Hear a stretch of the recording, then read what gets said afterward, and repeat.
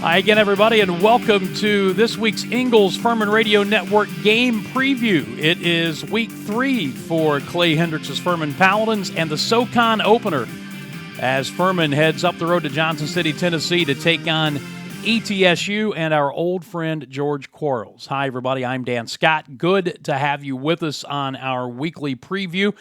Tom Van Hoy, David Cobb, Marcus McMorris will obviously be joining me on the broadcast this Saturday night, a 7:30 kickoff at Green Stadium, and we'll talk in a minute about how good ETSU is in that facility. But a 1-1 record for the Paladins. Mentioned this is the SoCon opener, coming off of the 35-12 loss at Clemson last week. And before we look ahead, just a few thoughts about that one, because you walked out of that stadium, if you were a Furman football player, coach, broadcaster, and I'm sure a Furman fan, thinking to yourself,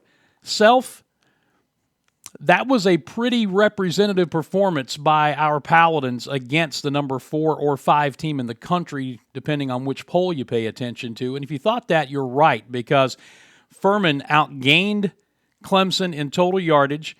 They were the aggressor most of the time. Clay Hendricks said he looked at the film and he thought that they were more physical more often than not on both sides of the football. Had a great game plan offensively from Justin Roper, the OC, that at times really used the aggressiveness of that Clemson defensive front against it, burned them on screens 3 times, perfect calls at the perfect stage of the game. There was a lot to be excited about. The way Tyler Huff played in his first game of that magnitude, 30 out of 39, threw a touchdown pass, had the 1 interception on the deflected ball, but was just phenomenal the way that he played. And yet, the one thing that nobody in this football building is doing is walking away from there claiming the old moral victory, because they know, A, there's no such thing, B, they left a lot of plays on the field that, had they been able to make them, would have had Clemson very, very uncomfortable late in that football game. And the coaches told me multiple times last week leading into that game with Clemson that against a team that caliber, and again, we're talking about the number 4 or 5 team in the country when we played them a week ago, you simply cannot give them second chances. And Dwayne Vaughn, the defensive coordinator, this week highlighted 4 plays with me defensively that they had a chance to make and did not, and all 4 of them turned into big plays. A couple of them were second and long situations where if you make the hit on the quarterback or wrap up the running back, now you've got them in 3rd and 12, 3rd and 13. Instead, they turned them into big plays. You can't do that really against anybody, but especially against a team the caliber of a Clemson, one of the top teams in the country. So they walked out of there, no moral victory to be sure, but they walked out of that game with a lot of confidence. And we said it in the booth at the end of the broadcast last week, and I think the coaches have echoed it to me all week long, that if they play with that intensity, with that level of physicality, and they're able to move the ball like they did against Clemson, now that we are in our quote-unquote level of competition, they take all of that and move it forward. This Furman team is going to be difficult to beat. The trick is doing it, not resting on your laurels, not having that moral victory mindset. And to that end, Clay told me earlier this week that he thought Tuesday's practice was the best practice they've had all season long. I take that as a very, very good sign moving forward as we head into SoCon play. From an ETSU standpoint, this is a team, obviously, coached by George Quarles, who came with Clay here in 2017. Longtime friends, teammates, coached together. George, as you know, a legend at the high school level at Maryville, Tennessee. During one stretch, had more state championships than he did losses.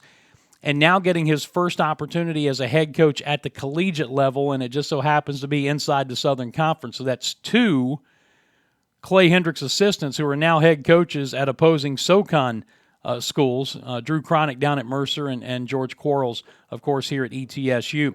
This is a team that is very good in their home facility. They opened Green Stadium a couple of seasons ago, They play all their home games at night. They kick off at 7:30. They have played 10 of those since that facility opened. They're 9-1 in those 10 games. They get a bunch of people in there. It's a great atmosphere. They recently had a student body record crowd show up. I would imagine that will be broken on Saturday night at Green Stadium when the Paladins roll into town. But it's going to be a great atmosphere. From a Furman standpoint, you just played before 78,000 people, so I don't think the atmosphere is going to intimidate them at all. Having said that, though, you like going on the road and playing in atmospheres like this. I think this is going to be a fun matchup.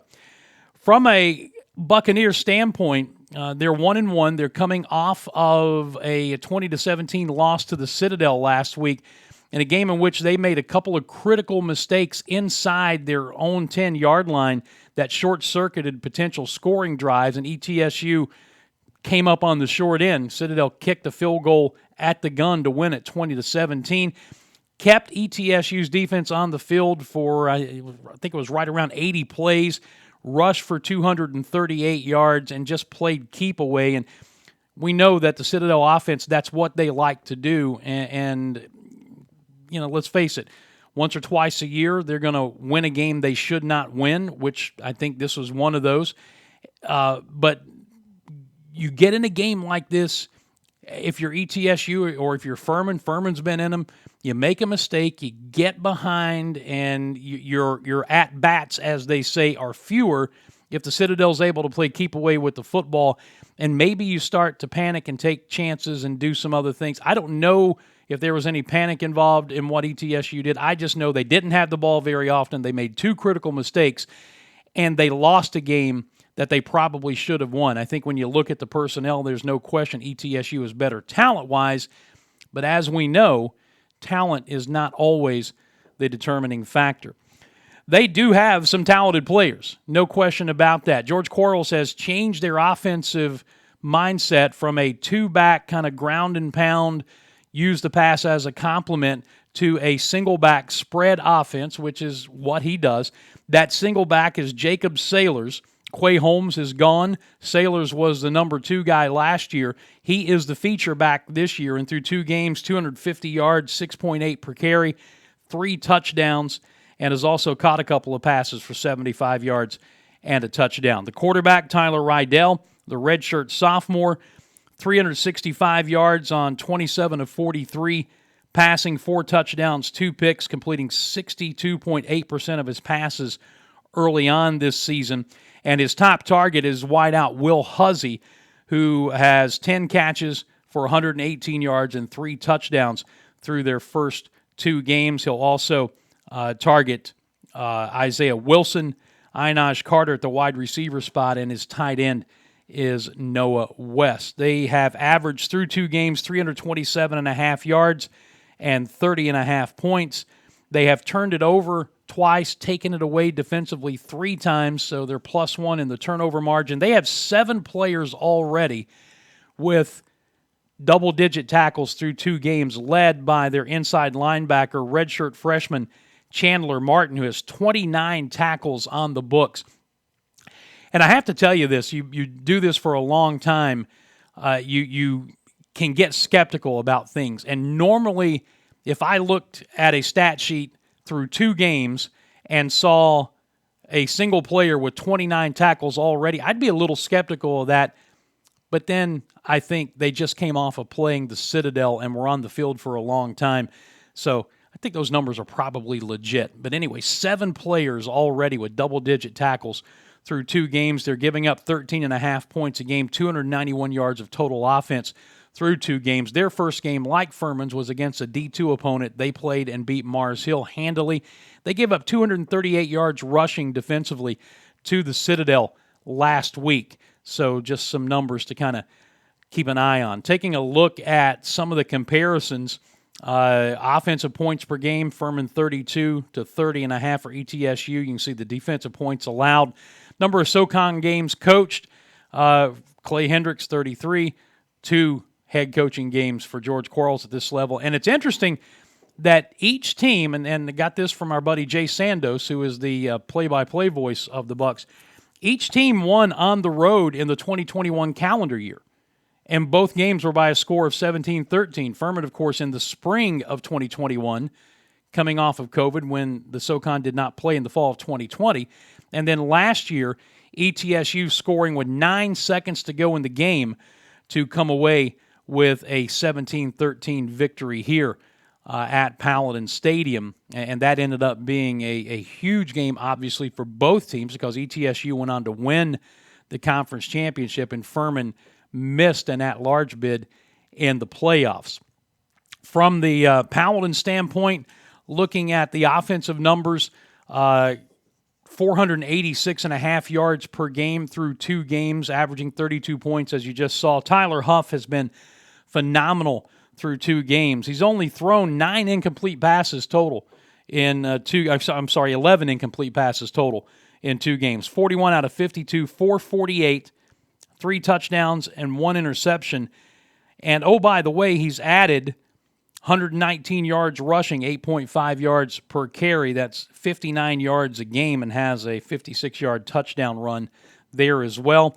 Spreading it around offensively in the running game, Dominic Roberto, 19 carries, 79 yards, a couple of touchdowns through 2 games. Devin Abrams, who ran really well against Clemson, 13 carries for 78 yards, 6.0 yards per carry. And then from a receiving standpoint, of course, you start with tight end Ryan Miller, 17 catches, 180 yards, and 2 touchdowns through his first 2 games. Wayne Anderson, full-time wide receiver now, 10 catches for 79 yards in the first 2. Also has rushed twice for 16 yards. Josh Harris has 6 catches. Kendall Dean, 5 catches. And defensively, kind of spreading the wealth around a little bit. You've got Hugh Ryan, who leads Furman with 11 tackles, has a half tackle for loss. Interceptions for Callie Chizik, who has the 56-yard touchdown return on the pick against North Greenville in the opener. Ivan Yates, Cam Brinson also with interceptions there. Furman defensively has 2 sacks on the season. They have allowed 3. ETSU has sacked the quarterback 3 times. They have allowed 5 sacks through the first 2 games, so perhaps something to watch there if Furman can get some pressure on the quarterback. Elsewhere in the league this week, you look at the schedule on your screen there, Wofford playing at Virginia Tech. Wofford is yet to score a point offensively. They've been shut out in their first 2 games of the season, and now they're going on the road for an 11 a.m. kickoff in Blacksburg, Virginia. VMI at home for Cornell at 1:30. Western Carolina entertains Presbyterian College at 2:30 p.m. Chattanooga will host North Alabama at 6 o'clock. A conference game, Citadel on the road at Mercer. That's a 6 p.m. kick. Sanford at Tennessee Tech. Furman played there last year. That's a 7 o'clock kickoff. And, of course, our game, the nightcap, the 7:30 kick in Johnson City. Some of the game info, the ESPN Plus broadcast will be available at 7:30. Of course, we want you to turn the sound down if you're not going and listen to the radio broadcast courtesy of the Fan Upstate and Odyssey.com online at the app. 2 very familiar opponents getting ready to do battle in Johnson City, and it has just that little bit of a twist to it because of Clay Hendricks and George Quarles meeting up as opposing head coaches for the first time. It's going to be a fun matchup. Hope that you can make it to Johnson City. If not, we'll have the broadcast for you beginning with the Pepsi Countdown to kickoff at 6 p.m. from Green Stadium and the kickoff at 7:30 for Furman and ETSU, the Paladins' first Southern Conference game of 2022. Then next week it's at Charleston Southern, the final non-conference game of the season, and then after that it is SoCon play the rest of the way for the Paladins. So 8 of the final 9 games in league play, and this is where you start really building that playoff resume looking ahead to the end of the season. So we are going to have fun on the broadcast. We hope that you'll join us in the stadium. If not, hope you'll join us on the Fan, 97.7 FM in Greenville, 97.1 in Spartanburg, and online at Odyssey.com and the Odyssey app. Just search the Fan Upstate. We will see you there. Hope you've enjoyed this one. Look forward to doing it again for you next week. Until then, And until Saturday night at 6 p.m. with the Pepsi Countdown to Kickoff, I'm Dan Scott saying God bless you and so long, everybody.